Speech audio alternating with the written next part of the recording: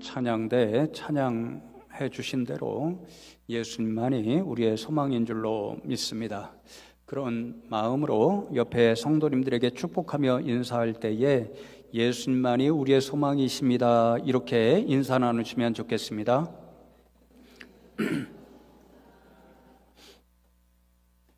다 잘 아시는 것처럼 6월은 호국 보훈의 달입니다. 지나갔지만 6월 6일이 현충일이고 주중에 이제 돌아오는 25일은 75년째 되는 6.25 전쟁일이고 또 6월 29일은 2002년에 있던 제2연평 해전이 있었던 그런 날입니다. 성경을 보아도 특별히 에스더의 말씀이 그렇지요. 또 우리 믿음의 선조 어르신들께서 행하신 구국 기도, 그런 일을 보아도 그렇고 교회는 항상 나라와 민족과 백성을 사랑하는 일에 앞장섰습니다. 그래서 이 6월을 보내면서 저와 여러분도 이 호국 보훈의 달에 나라와 또 백성들을 위해서 더 기도하시면서 보내는 그런 나머지 한 달이 되면 좋겠습니다. 그래서 제가 주중에 말씀을 준비하면서 제 머릿속에서 계속 떠나지 않은 한 생각이 있습니다.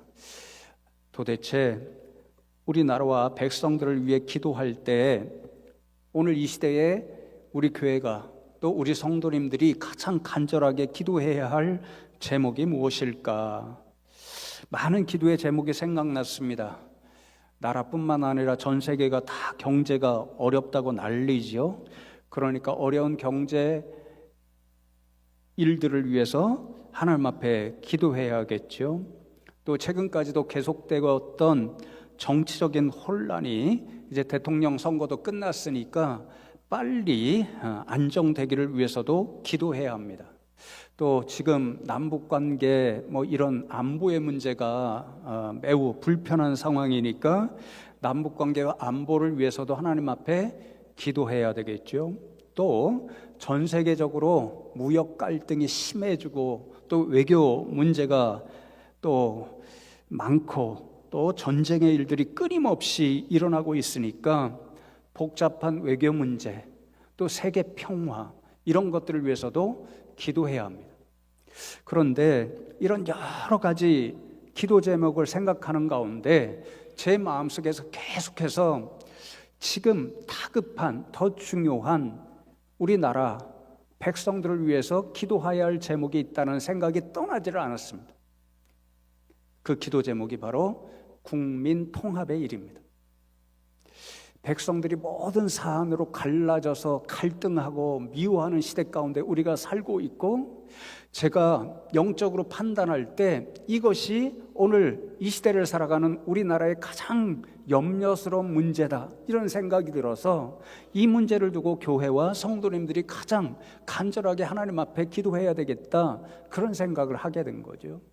저뿐만이 아니더라고요. 최근에 목사님들을 만나면 저랑 거의 유사한 생각을 많이 하십니다. 교회를 위해서 기도하는 것은 당연하고 나라와 민족을 위해서 기도할 때에 온 백성들이 갈라진 마음을 정말 하나로 해가는 것, 국민 통합을 위해 기도하는 것, 교회와 목회자, 성도님들이 해야 되는 일이라 수없이 그렇게 말씀합니다. 목회자들 뿐만이 아니고 많은 일반 국민들도 그렇게 생각하고 있더라고요. 제가 말씀을 준비하면서 유수 기사를 일부러 검색해 보았거든요. 이 나라의 요즘 제일 시급한 문제가 무엇일까? 많은 분들이 유수를 통해서 이렇게 적고 있더라고요. 오늘 이 나라의 가장 심각한 문제는 갈등과 분열이다. 서로 미워하는 혐오의 시대에 어떤 분은 극혐이라고 표현하더라고요. 극혐의 시대를 살고 있다. 우리나라는 갈등 공화국이다. 이렇게 적으면서 이 시대의 시대적 사명이 무엇일까? 그것은 바로 갈라진 국민들이 하나로 되는 국민 통합이다. 이렇게 적고 있었습니다. 그래서 여러분, 오늘 함께 나눌 이 사무엘하 5장 말씀이 너무도 우리 이 시대 가운데 교회와 나라와 민족을 위해 중요한 말씀이다, 그런 사실을 깨닫습니다. 왜냐하면 오늘 말씀 가운데서 우리는 우리가 어떤 마음을 가질 때에 이렇게 갈라진 국민들의 마음을 먼저 교회가 앞장서서 기도하고 하나로 만들어갈 수 있을까? 그 교훈을 얻기 때문에 그렇습니다. 그래서 오늘은 이 말씀을 나누면서 그런 교훈을 새기고 이제 찬송 부르고 나라와 백성들, 위정자들을 위해서 함께 기도하시는 시간을 가지면 좋겠습니다.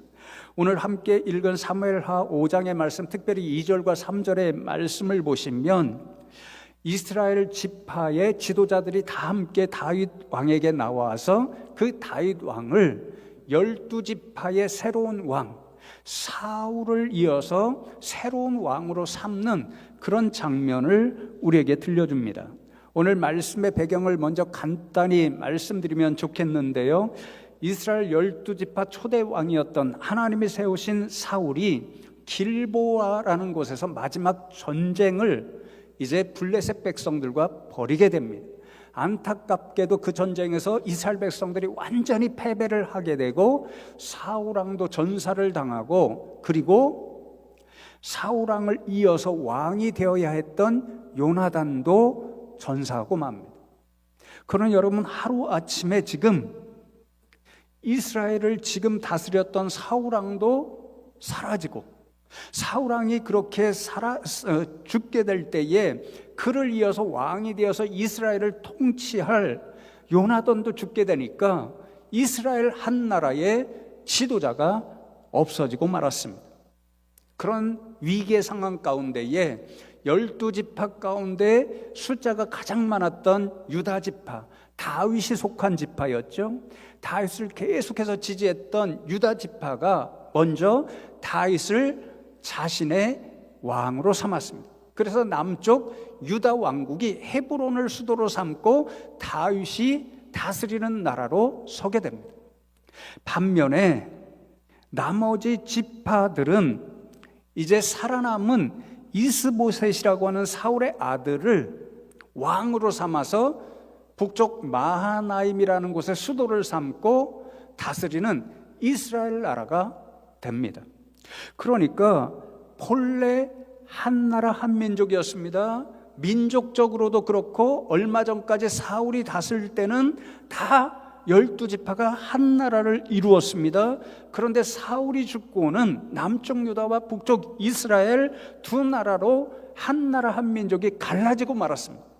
여러분, 이렇게 불행한 일, 서로 갈라진 두 나라가 되었을 때에 두 나라 사이에 어떤 일이 있었냐면요, 사무엘하 3장 1절과 6절 말씀, 특별히 1절 말씀에 보면 사울의 집과 다윗의 집 사이에 전쟁이 오래매 다윗은 점점 강하여 가고 사울의 집은 점점 약하여 가니라, 그렇게 말씀합니다. 다윗의 집은 다윗이 다스리는 남쪽 유다 나라죠. 사울의 집은 이스보셋이 다스리는 북쪽 이스라엘 나라입니다. 본래 한 나라 한 민족이었던 이 나라 민족이 둘로 갈라지니까 서로 죽고 죽이는 전쟁이 끊임없이 오랫동안 지속되었습니다. 오늘 사무엘하 5장 말씀이 다시 이렇게 갈라졌던 나라가 통합되는 일이 기록되어 있는데, 이때까지 2년 이상의 시간이 지났고 2년 이상 동안 끊임없이 남쪽 유다와 북쪽 이스라엘이 서로를 미워하고 전쟁하며 죽고 죽이는 불행한 역사가 반복되었습니다. 이러한 불행한 역사가 얼마나 안타까운 일들, 비참한 일들을 만들어냈는가, 그것을 볼 수 있는 사건이 이제 3장으로부터 이제 4장 사이에 기록이 되어 있는데요, 요압과 아브넬이라고 하는 사람 사이의 관계를 통해서 얼마나 두 나라가 갈라졌을 때의 비참한 일, 불행한 결과가 나타났는가를 볼 수 있습니다. 여러분, 요압은 남쪽 유다, 다윗을 따르는 남쪽 유다의 군대 사령관, 군대 장관이었고, 아브넬이라고 하는 사람은 북쪽 이스라엘의 실권자로 이스보셋을 왕으로 삼은 북쪽 이스라엘의 군대 장관이었습니다. 그런데 이렇게 갈라져서 최초의 대규모 전투가 일어났을 때에 남쪽 유다가 점점 더 강성해졌다라고 그러잖아요. 북쪽 이스라엘이 패해서 군대 장관이었던 아브넬이 이제 군사를 이끌고 도망가게 됩니다. 그런데 가만히 내버려 두었으면 좋았을 것을 요압의 동생이었던 아사헬이라고 하는 이런 장수가 걸음이 빠르고 아마도 달리기를 잘하고 말도 잘 탔던 것 같습니다. 전공을 세우겠다고 군대 사령관 이제 아브넬을 자기가 해치겠다라고 그래서 쫓아가게 됩니다. 그런데 둘이 이제 싸웠을 때에 아브넬이 아사엘을 이깁니다. 그래서 아사엘이 그 자리에서 전사합니다. 그러니까 요압이 아브넬에 대해서 원한을 품고 있는 거죠. 시간이 가면 갈수록 다윗이 다스리는 남쪽 유다는 강해지고 이스보셋이 다스리는 북쪽 이스라엘은 약해졌습니다. 그러니까 아브넬이 어떻게 판단하냐면요, 이렇게 가다가는 북쪽 이스라엘이 완전히 멸망당했겠구나 이런 생각을 해서 남쪽 유다와 북쪽 이스라엘을 다시 합치려는 계획을 가지고 이제 다윗 왕을 찾아갑니다. 다윗 왕이시여, 우리는 본래 한 민족이고 한 형제 자매나 마찬가지인데 우리가 더 이상 이렇게 갈라져서 싸울 일이 없습니다. 그러면 둘 다 좋은 일이 없습니다. 제가 이제 북쪽 이스라엘을 다 들어서 왕께 바치겠습니다. 그러면 왕이 12지파 한 나라 한 민족을 다시 이루고 한 왕이 될 수 있습니다. 그렇게 제안합니다. 다윗이 그 제안을 좋다고 여기죠. 왜냐하면 치열하게 전쟁을 벌였잖아요. 한 나라 한 민족 한 형제자매가 계속해서 서로 피를 보고 있잖아요. 그러니까 더 이상 피를 흘리지 않고 두 나라가 다시 한 나라 공동체를 이룰 수 있다. 그래서 다윗이 오케이, 좋습니다, 그럽니다. 아브넬이 이제 다윗이 그 제안을 받아들이니까 기쁨으로 돌아가고 있는데 누가 방해꾼으로 등장하냐면요, 요압이 등장합니다. 요압이 원한을 품고 있잖아요. 그러니까 아브넬에게 급히 사람을 보내서 다윗 왕이 당신을 다시 만나기를 원합니다. 하고 해야 되는데 하지 못한 말이 있습니다. 그렇게 사람을 보내서 불러들여서는 살해합니다. 비극적인 일이 일어난 거죠. 그렇게 이스보셋을 지지하던 북쪽 이스라엘의 절대 권력자여 군대의 모든 권한을 가지고 있던 실권자인 아브넬이 암살당하니까 이스보셋이 아무런 힘이 없어지게 됩니다. 그래서 이스보셋 밑에 있던 레갑과 바나라고 하는 두 군 지휘관이 다윗에게 투항하려고 이스보셋을 암살합니다. 다윗도 기뻐하지 않죠. 그러니까 여러분 보십시오. 본래 한 민족이었고 한 나라였습니다. 근데 사울 왕이 죽고 남쪽 유다와 북쪽 이스라엘로 갈라졌습니다. 한 나라 한 민족이 두 나라로 갈라지니까 2년 이상 동안 어떤 일이 벌어졌나요? 계속해서 불행하고 비극적인 일이 벌어집니다.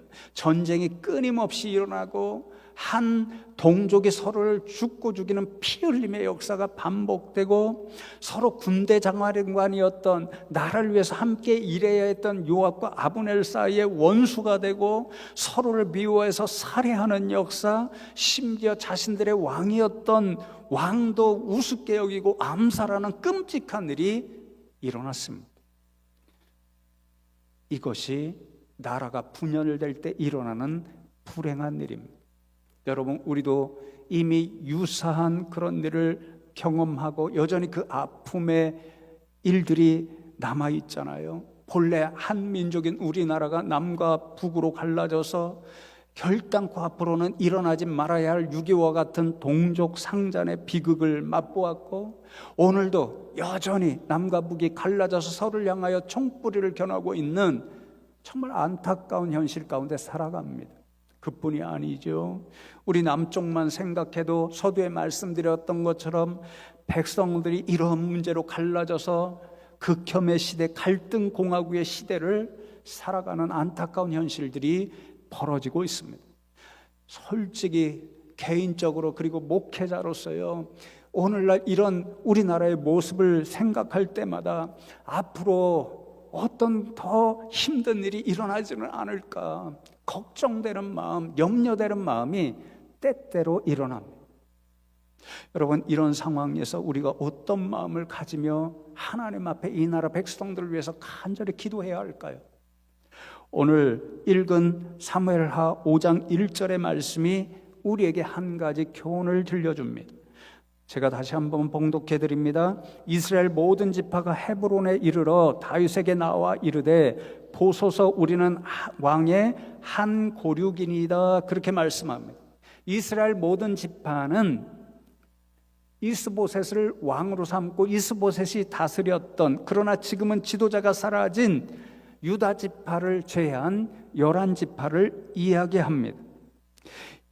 이스보셋이 사라지니까, 왕이 사라지니까, 지도자가 사라지니까, 그리고 남쪽 유다와 계속해서 전쟁에서 점점 더 나라가 약해지니까 더 이상 희망이 없습니다.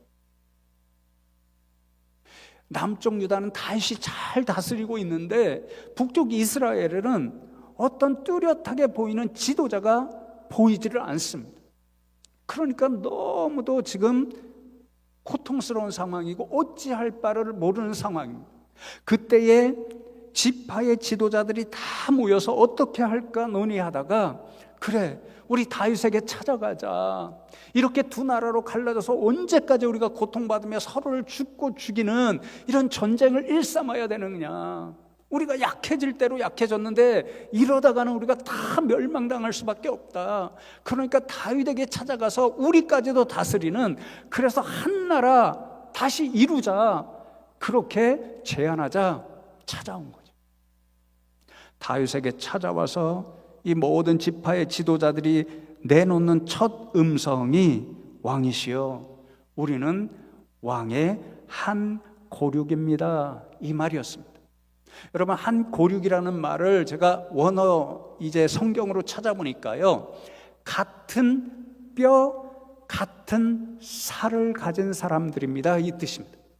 그러니까 같은 조상으로부터 나온, 그래서 같은 뼈와 같은 쌀을 가지고 있는 한 형제, 한 자매요, 한 가족이나 똑같다, 그 말입니다. 여러분, 사실이 그렇잖아요.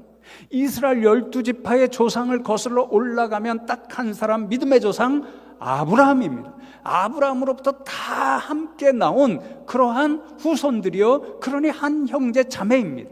12지파의 시작은 어디로부터입니까? 아브라함의 손자죠.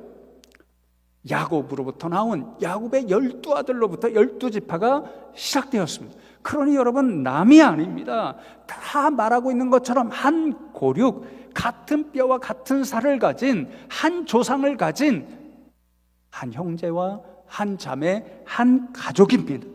그러니까 여러분, 이렇게 갈라져서 서로를 미워하고 서로를 죽이겠다고 전쟁하고 피를 흘려서는 안 되는 사이입니다. 하나가 되어서 어떻게 하면 우리가 더 잘 살아볼까, 서로 사랑하고 도와주고 정말 예쁘고 아름다운 나라를 이루어가야 할 사람들입니다. 우리는 한 고륙입니다, 그 말이 그 뜻인 거죠. 이 말에 모든 지파가 동의해서 이제 다윗을 12지파가 다시 하나가 된 이스라엘 나라의 왕을 삼고 한 나라를 이루게 됩니다. 여러분, 이때로부터 얼마나 놀라운 일이 일어나는지 모릅니다. 갈라졌던 이 두 나라, 2년 이상 동안 서로의 피를 흘리던 두 나라가 다시 한 민족, 한 고륙이라는 것을 깨닫고 한 나라가 되었을 때에 5장 10절부터 보십시오. 5장 10절에 이런 일이 일어나기 시작합니다. 만군의 하나님 여호와께서 함께 계시니 다윗이 점점 강성하여 가니라. 다윗이 점점 강성하여 갔다는 것은 다윗 한 사람을 이야기하는 것이 아니죠. 다윗을 한 나라로, 한 왕으로, 한 임금으로 삼고 한 나라로 대신 다시 통일된 이스라엘을 말하는 거죠. 그렇게 통일된 이스라엘을 이루었을 때에 하나님께서 함께 계시니 날마다 그 나라가 부강해지고 강성해졌다, 그 말씀입니다. 제가 가진 성경에는 짧은 주석이 달려 있는데요, 말씀을 준비하면서 다른 긴 주석 참고하고 오늘 제가 가진 성경에 가진 주석을 참고할 때 제 성경에 쓰여 있는 한 줄 주석이 너무 제가 부러워하면서 기도의 제목이 되더라고요. 이렇게 적혀 있습니다.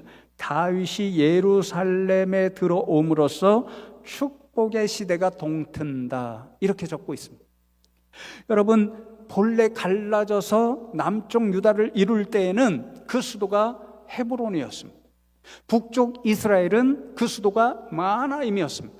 그런데 그 갈라진 나라, 그래서 2년 이상 동안 전쟁하며 죽고 죽이던 나라가 12지파가 다시 한 나라가 되었을 때 여부수 주민이 갖고 있던 남공불락의 성 예루살렘을 정복합니다. 그리고는 다윗성으로 삼고 그곳을 12지파가 다시 한 나라가 된 이스라엘의 수도로 삼습니다. 한 나라가 되었다는 상징을 보여주는 것이 바로 예루살렘 시대입니다. 그런데 그 예루살렘 시대가 들어서자 하나님께서 그 통일된 나라를 축복하심으로 축복의 시대가 열렸다는 것입니다. 그럼 어떤 축복의 일들이 일어났을까요? 돌아가셔서 이 5장부터 이제 6장, 7장, 8장까지 읽어보면요, 정말 이 말씀들을 사모하면서 이 땅을 위해서 기도할 수밖에 없게 되는데요, 5장 말씀에 보면 두 가지를 우리가 보게 됩니다. 첫 번째 축복의 시대는 무엇인가? 11절과 12절 말씀을 보시면 두로왕 히람이 다윗에게 사자들과 백향목과 목수와 석수를 보내매 그들이 다윗을 위하여 집을 지으니 다윗이 여호와께서 자기를 세우사 이스라엘 왕으로 삼으신 것과 그의 백성 이스라엘을 위하여 그 나라를 높이신 것을 알았더라, 그렇게 말씀하죠. 이 말씀이 무슨 뜻이냐면요, 두로라는 나라가 있습니다. 지중해의 면에 있고 이제 이스라엘의 서북쪽이죠. 그 나라가 있는데 이 나라는 백향목으로 유명합니다. 여러분 다 아시죠? 성경에 써 있는 가장 최고급의 가장 비싼 그러한 건축자되고, 그래서 두로가 이 백향목 때문에 부강한 나라입니다.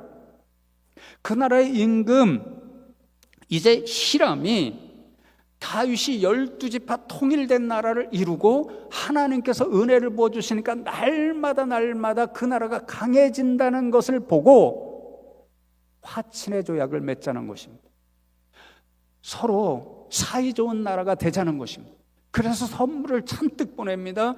백향목도 보내고 백향목 전문 기술자, 그것을 다루어서 건축하는 목수도 보내고 석수도 보내서 다윗을 위하여 예루살렘에 궁궐을 지어줍니다. 놀라운 일이죠. 돈을 주고 했다는 말 기록되어 있지 않습니다. 공짜로 해주었습니다. 이게 무슨 뜻입니까? 다윗이 다스리는 남쪽 유다가 통일된 이스라엘을 이루을 때에 하나님의 은혜를 부어주시고 함께 하셔서 날마다 부강해지니까 주변의 강대국들조차도 이스라엘 나라를 우습게 여겨서는 안 된다, 적으로 만들면 안 된다, 이스라엘을 강력한 나라로 인정하면서 서로 친하게 지내려고 하는 어마어마한 외교의 성과가 있었다라는 거예요.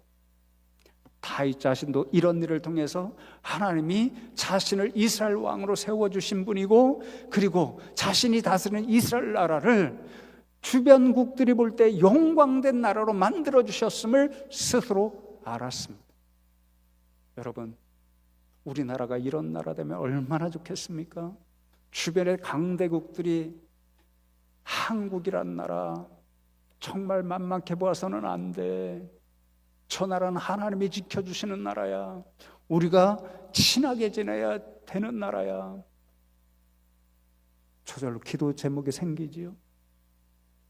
두 번째 축복의 시대, 20절 말씀을 보시면 다윗이 바알보아라심에 이르러 거기서 그들을, 블레셋 사람들입니다, 치고 다윗이 말하되 여호와께서 물을 흩음같이 내 앞에서 내 대적을 흩으셨다 하므로 그곳 이름을 바알브라심이라 부르니라. 그리고 25절에도 이에 다윗이 여호와의 명령대로 행하여 블레셋 사람을 쳐서 게바에서 게셀까지 이르니라. 그렇게 말씀합니다.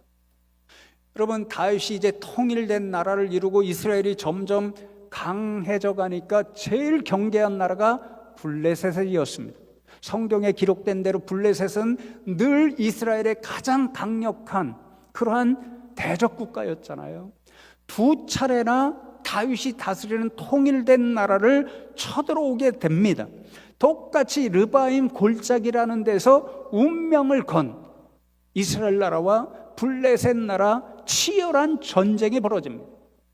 18절과 22절 말씀해 보면 동일하게 블레셋 사람들이 르바임 골짜기에 가득한지라 그렇게 이야기합니다. 무슨 말씀입니까? 이스라엘 나라를 쳐들어온 블레셋 사람들 5방백으로 이루어졌잖아요. 모든 방백이 군사를 모아서 이스라엘 군대보다 훨씬 더 많은 군사의 숫자를 가지고 이스라엘 나라를 쳐들어왔다, 그 말입니다.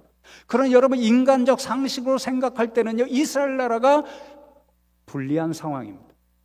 블레셋이 이겨도 정상적이다 생각할 그런 상황입니다.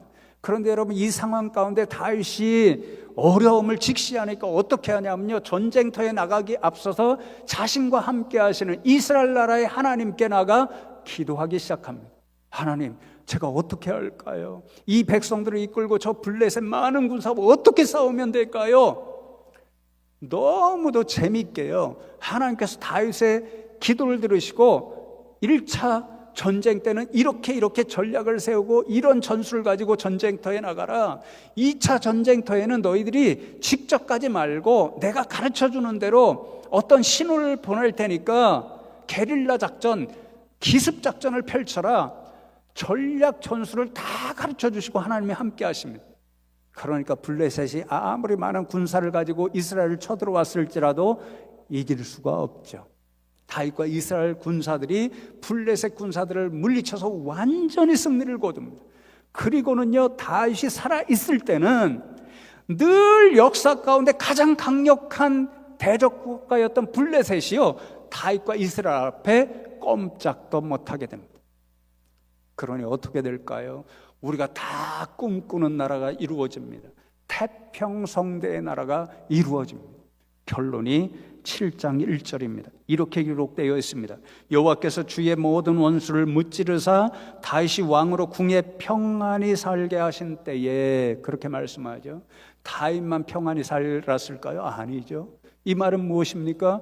하나님께서 함께 하셔서 통일된 이스라엘 부강하게 해주셨습니다.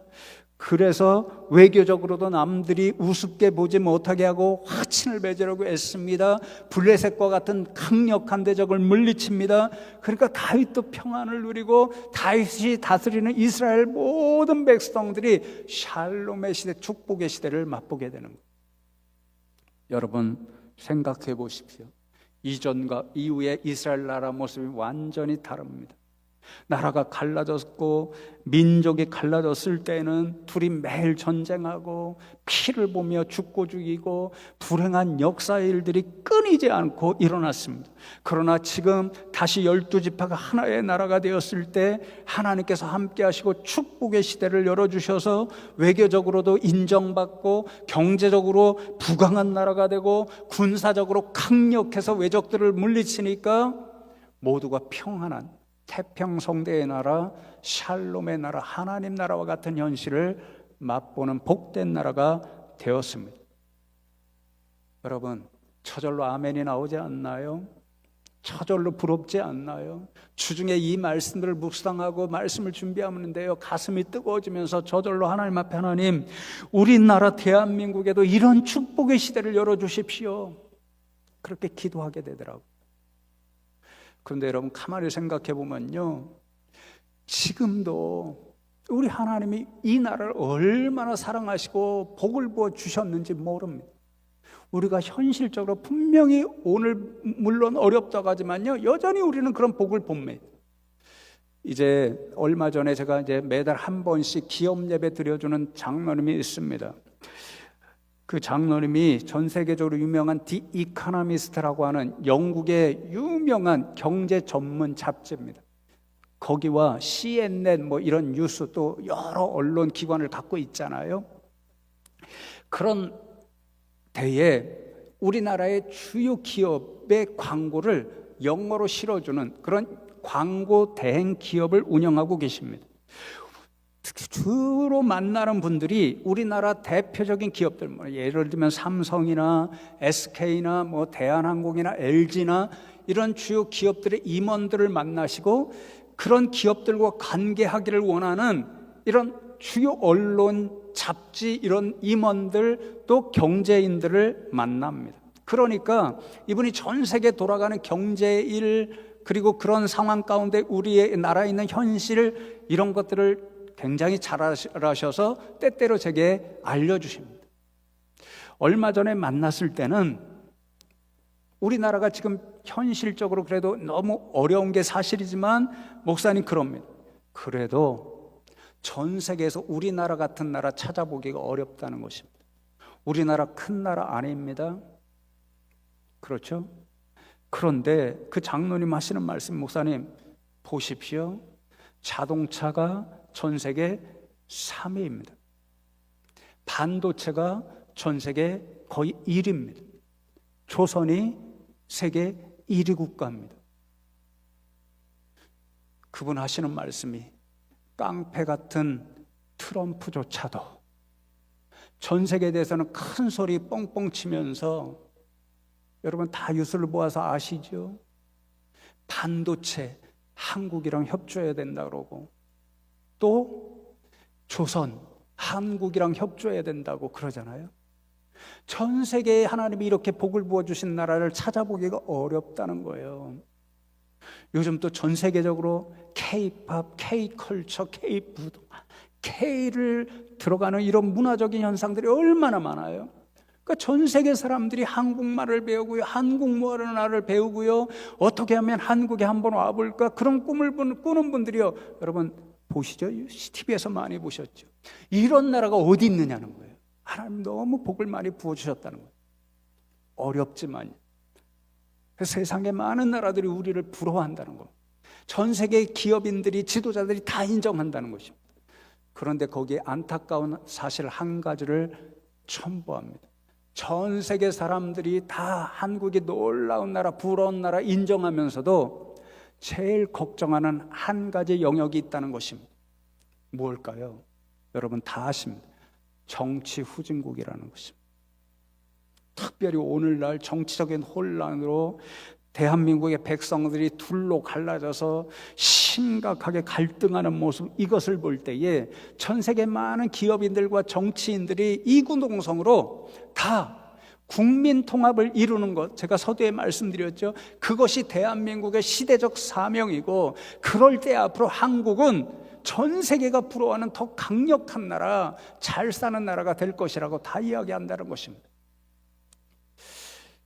제가 만나는 어떤 목사님은요, 걱정해서 우리나라가 너무도 갈등이 심하니까 뭐라고 이야기하시냐면요, 우리나라는 다시 삼국시대가 되어야 된다.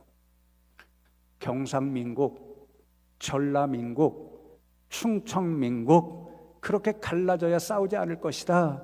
그렇게 이야기합니다. 사실 그렇지 않죠. 오늘 이스라엘 나라를 보면 두 나라로 갈라졌을 때 더 싸웁니다. 결단코 우리는 전라민국, 경상민국, 충청민국으로 갈라지지 말아야 합니다. 때때로 정치적인 견해를 달리할 수 있습니다. 이런저런 문제로 달리 생각을 할 수 있습니다. 그러나 여러분, 우리는 결단코 경상민국, 전라민국, 충청민국으로 갈라져서는 안 됩니다. 이것보다 더 중요한 것이 무엇인가? 오늘 다윗 왕의 앞에 나와서 11지파와 12지파 모두가 하는 것 한 고륙입니다. 우리랑 똑같은 말입니다. 우리나라는 한 민족입니다. 하나의 민족이라는 뜻과 더불어 사전을 찾아보니까 한국어를 모국어로 사용하고 공통의 문화와 정체성을 공유하는 한 나라 한 민족이라는 뜻입니다. 여러분 그렇죠? 우리는 모국어가 같습니다. 문화와 정체성이 같습니다. 그러니까 우리는 한 고륙입니다. 어떤 차이로도 이 사실을 없이할 수 없습니다. 그래서 여러분, 우리는 이 정신을 가지고 먼저 이 남쪽의 우리나라 갈라진 국민들이 통합하는 일이 일어나야 되고, 앞으로는 통일 한국의 시대에 남과 북이 다시 한 나라가 되는 이스라엘 나라처럼 통일 한국의 시대를 열어야 합니다. 그러면 지금도 하나님께서 복을 부어주셨지만 앞으로 더 복을 부어주셔서 정말 더 강대한 나라, 전 세계의 국가들이 우습게 볼 수 없고 전 세계를 위해서 정말로 많은 기여를 할 수 있는 부강한 나라, 그리고 한 나라로서 이스라엘 나라가 누렸던 태평성대의 나라, 샬롬의 나라가 될 줄로 믿습니다. 이런 나라를 위해서 하나님 앞에 늘 먼저 앞장서서 기도하는 우리 교회와 성도님들 다 되시기를 주님의 이름으로 축원합니다. 기도하시겠습니다. 하나님 감사합니다. 6월 호국보훈의 달, 오늘 저희들을 불러주시고 말씀을 통해서 이 나라와 이 민족, 이 백성들을 위해 어떻게 기도해야 하는지 교훈하여 주심에 감사함을 드립니다. 하나님, 오늘 말씀처럼 이스라엘이 갈라졌을 때는 얼마나 어려운 일들이 많이 일어났는가, 꼭 우리 나라의 현실인데 하나님, 우리도 한 고륙입니다. 이런 마음을 갖고 먼저 이 땅 백성들이 갈라진 일들을 넘어서서 하나가 되고, 앞으로 하나님께서 은혜를 부어주셔서 남과 북이 하나 되는 통일의 시대, 그 은혜를 허락하여 주시옵소서. 감사드렸고 예수 그리스도의 이름으로 기도드리옵나이다. 아멘.